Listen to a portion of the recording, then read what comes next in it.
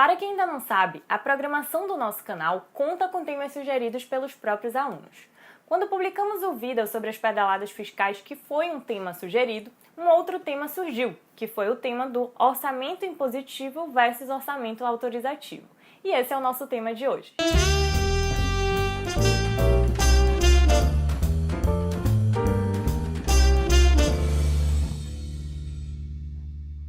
A questão de ser o orçamento impositivo ou autorizativo tem a ver com a sua própria natureza jurídica. No Brasil, o orçamento é uma lei, ou seja, ele é aprovado pelo devido processo legislativo com iniciativa do Executivo e com peculiaridades previstas na própria Constituição Federal. A questão é saber se essa lei é uma lei apenas em sentido formal, por ter passado pelo processo legislativo, ou é uma lei em sentido material, no sentido de suas disposições serem efetivamente impositivas. Daí a divergência entre o orçamento impositivo e o orçamento autorizativo. O orçamento impositivo seria aquele cujas disposições têm efeito cogente, ou seja, as despesas previstas no orçamento elas têm que ser executadas na sua integralidade, reduzindo-se a margem de discricionariedade na execução do próprio orçamento. Seria uma lei em sentido material e não apenas em sentido formal. Os defensores do orçamento impositivo defendem mecanismos de controle da discricionariedade do Executivo pelo Legislativo. No Brasil, prevalece a corrente de que o orçamento é meramente autorizativo, o que, de acordo com parte da doutrina, reduz significativamente o papel do Congresso Nacional, do Legislativo, no processo orçamentário.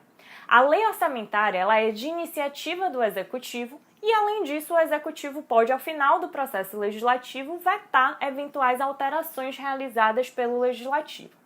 Além disso, a gente tem a possibilidade de contingenciamento de despesas pelo próprio Executivo, o que também faz com que, ao longo da execução orçamentária, o Executivo possa alterar aquelas concepções originárias do orçamento.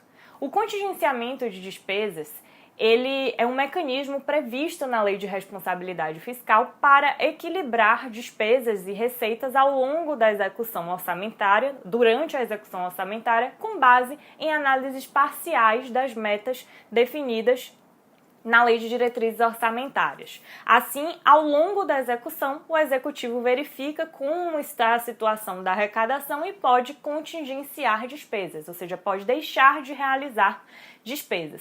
E o Legislativo não tem qualquer participação nesse processo de contingenciamento, nessas decisões de contingenciamento. Existem algumas limitações legais para o contingenciamento, mas no geral, a decisão fica a cargo do Executivo, o que lhe garante uma certa margem de discricionariedade. Ele pode, portanto, priorizar determinadas despesas no momento desse contingenciamento, se afastando um pouco daquela ideia originária prevista pela lei aprovada no Congresso Nacional. Além disso, a gente tem no artigo 165, parágrafo 8º da Constituição, a previsão de autorização orçamentária para a abertura de créditos suplementares e para a contratação de operações de crédito, que na verdade são limites, são autorizações genéricas que também definem apenas uma margem para a atuação do Executivo. Então, na prática, a execução orçamentária garante uma certa discricionariedade para o Executivo, que faz com que a corrente que prevaleça no Brasil é de que o orçamento ele é, na verdade, autorizativo e não impositivo. No entanto, a mudança de uma natureza meramente autorizativa para um orçamento mais impositivo depende do reforço dos mecanismos de controle do Legislativo sobre o Executivo. Uma mudança recente que tivemos nesse quesito foi a Emenda Constitucional número 86 de 2015. Essa emenda acrescentou os parágrafos 9º ao 18 ao artigo 166 da Constituição, que trata da matéria orçamentária. Esses parágrafos, eles tratam das emendas parlamentares. São as emendas que os parlamentares, os integrantes do Congresso Nacional, propõem ao longo do processo legislativo e que alteram o projeto inicialmente apresentado pelo Executivo. O parágrafo 9º do artigo 166 da Constituição determina que Essas emendas individuais, essas emendas parlamentares ao projeto de lei orçamentária serão aprovadas no limite de 1,2% e que a metade desse percentual será destinada a ações e serviços públicos de saúde. Além disso, o parágrafo 11 determina que é obrigatória a execução orçamentária e financeira da programação a que se refere o parágrafo 9º desse artigo, ou seja, essas emendas parlamentares, em montante correspondente a 1,2% da receita corrente líquida realizada no exercício anterior. Chamo ainda atenção para o parágrafo 12, que determina que não serão de execução obrigatória nos casos de impedimento de ordem técnica. Os demais parágrafos regulamentam também a imposição dessas emendas parlamentares, ou seja, ao mesmo tempo em que a Constituição criou um limite percentual de valor para as alterações do projeto inicialmente apresentado pelo Executivo, também apresentou um limite percentual de valor para a impositividade dessas emendas, ou seja, já foi alguma alteração no sentido de tornar o orçamento um pouco mais impositivo, mas é um percentual muito pequeno diante do contexto geral do orçamento, mas sem dúvida significa uma mudança nesse sentido, apesar de também ter limitado a atuação do legislativo para a alteração desse projeto. A doutrina diverge muito sobre essa questão da impositividade das alterações pelo legislativo e, por isso, essa emenda à Constituição visou equilibrar essas divergências, estabelecendo tanto um limite para essas alterações realizadas pelo Legislativo, como também uma margem de impositividade para essas emendas, para que o Executivo não vete, digamos assim, todas as alterações propostas pelo Legislativo. Algumas propostas tramitando no Congresso Nacional de alteração das regras para tornar o orçamento mais impositivo no Brasil, inclusive propostas de emenda à Constituição, tornando obrigatória a integral execução do orçamento, assim como previsto, assim como aprovado pelo Legislativo.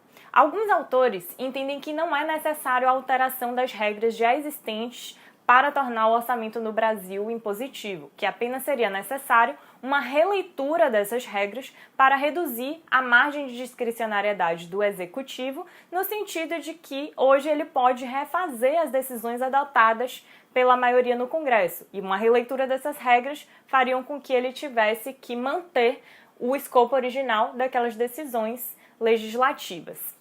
Eu vou deixar aqui para vocês ao final algumas dicas de referência do direito financeiro que todos eles falam sobre a natureza jurídica do orçamento e essa questão da lei em sentido formal ou lei em sentido material. E nessas referências eu vou deixar um artigo que fala especificamente sobre uma releitura do conceito do orçamento autorizativo no Brasil, que é muito interessante porque consolida aqui a nossa discussão e aprofunda mais também. A divergência entre orçamento autorizativo e orçamento impositivo, portanto, diz respeito à própria natureza jurídica do orçamento e às regras de execução orçamentária que o conduzem. No Brasil, prevalece a corrente de que o orçamento é meramente autorizativo, dada a extensão da margem de discricionariedade do Executivo na execução orçamentária e a falta de obrigatoriedade de execução integral das disposições aprovadas na lei orçamentária, o que faz com que a maior parte da doutrina afirme que ele é uma lei apenas em sentido formal.